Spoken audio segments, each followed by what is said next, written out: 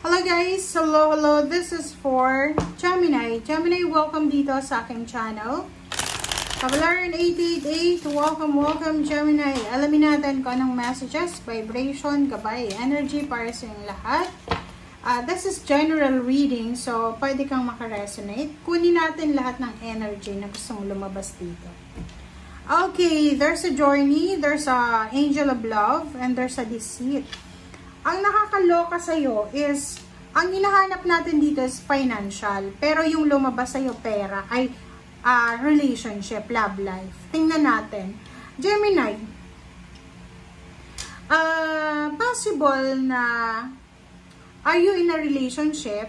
May asawa ka ba? May boyfriend, girlfriend, may live-in partner. Kasi kung makikita mo dito na you're super in love, but mag-iingat ka. Kasi, especially kung yung karelasyon mo is long distance relationship kayo, possible na merong mga tao na gustong paghiwalayan kayo. It's either against yung bawat parties, yung mga kamag-anak mo, kamag-anak niya, kung nasaan man yung against sa relationship nyo. Posibleng ibe-brainwash, pwedeng ikaw, pwedeng siya, na maghanap ng iba, parang ganun. Kasi hindi sila, or maybe yung side mo, hindi masyadong sigurado sa taong ito.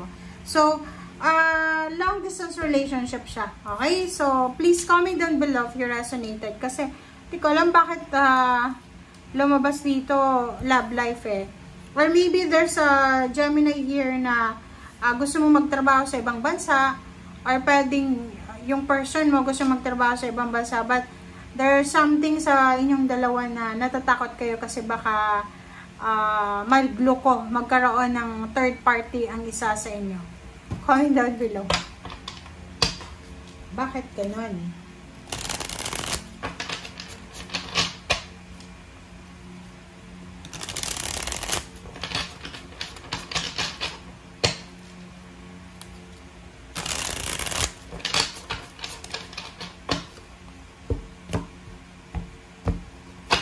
Alright, so, first card natin is Nine of Pentacles. Wow! Second is Knight of Wands. Ang ganda ng bara mo. Third is Knight of Cups. So, there's new beginnings here. Strengths. Okay, and the Moon. Sa ilalim mo dito is choices and option. Alright, so, tingnan natin. Nine of Pentacles, Knight of Wands, Knight of Cups, Strength, and the Moon. Sinasabi ng bara sa'yo na there's incoming eh. Like, there's an opportunities and possibilities na posibleng darating sa'yo. Ngayong September, October, November, December, and 2026, 27.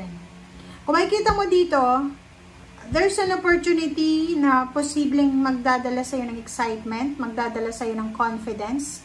Maybe love offer nga, diba? Parang yun. May mag-offer sa'yo ng love life. May mag-offer sa'yo ng business.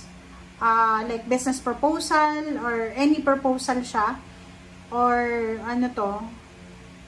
Kasal. Pwedeng ganun. Or love life niya. Or partnership and collaboration. Na pwedeng magdala sa'yo ng financial strength.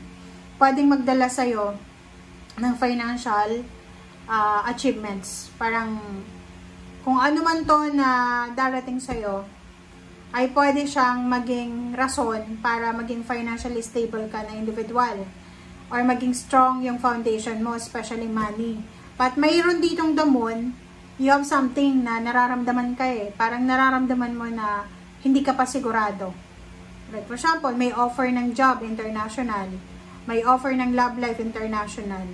Like, halimbawa, may isang foreigner nagkagusto sa'yo, pwede kang, is an opportunity kasi pwede kang dalhin sa bansa niya, pakasalan ka, pwede kang makahanap ng trabaho sa bansa niya. So, which is, yun yung mga possibilities na pwedeng maging rason para magkaroon ka ng financial blessing.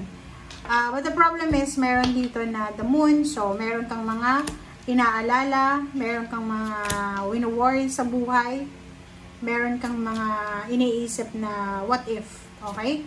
So, please comment down below if you resonated dito, Gemini.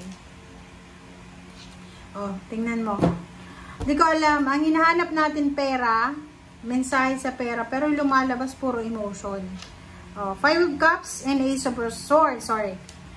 Sinasabi ng bara sa'yo dito, Gemini, na kailangan mong magdesisyon eh. You need to make decision talaga. Kasi pwede mong pagsisihan siya. Like for example, kung ano man tong balita na darating sa'yo, offer, kailangan mo siyang pag-isipan kung tatanggapin mo ba siya or hindi. Or i-reject mo siya without reason. Kasi pwede kang magsisi sa bandang uli. Pwede mong pagsisihan. There's a Knight of Swords. Pero nakikita ko sa'yo dito na isang financial opportunity, isang job offer, business offer, or any proposal, financial proposal, ang posibleng ibibigay sa'yo ng universe and the heaven, na posibleng i-deny mo siya. I-reject mo siya eh. Kasi, yun, natatakot ka nga eh. Pwede yun, babae ka ba, na may mga pagkakataon para makapagtrabaho ka sa ibang bansa, or lalaki ka, or kung ano man ng mga options and choices na to, or pwedeng mga blessings na, parang hindi mo magawa, ihahang mo siya, i-reject mo siya, ipoprolong mo siya, or ipopostpone, because, takot ka. And because ayaw mong iwanan yung pamilya mo. Ayaw mong iwanan yung anak mo, yung asawa mo, o yung parents mo. So, kumuha tayo ng 3 cards dito. Kasi, diba? 2 of Cups eh. Sa relationship eh. Sinasabi ng baraha dito na there's parang talaga, parang sinashower sa'yo eh. Binibigyan ka ng pagkakataon, binibigyan ka ng parang chances ng universe na makapag-explore sa buong mundo, magkaroon ng pagkakataon para maging asensado yung buhay mo, but ayaw mong iwanan yung karelasyon mo, ayaw mong iwanan yung pamilya mo. So parang sinasabi mo na okay lang, maghirap kami sabay-sabay, at least magkakasama kami. Parang ganun yung mindset mo. Okay, and at the same time, yun na nga, natatakot yung isa sa inyo na pwedeng hindi kayo pwedeng maghiwalay for na pansamantala, because medyo meron kayong mga trust issues sa bawat isa.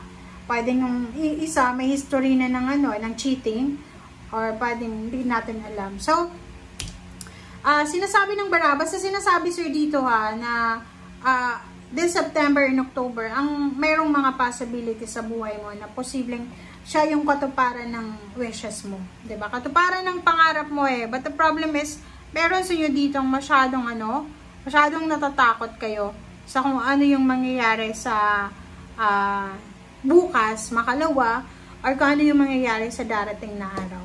Okay? So, thank you guys for watching and see you again. Bye!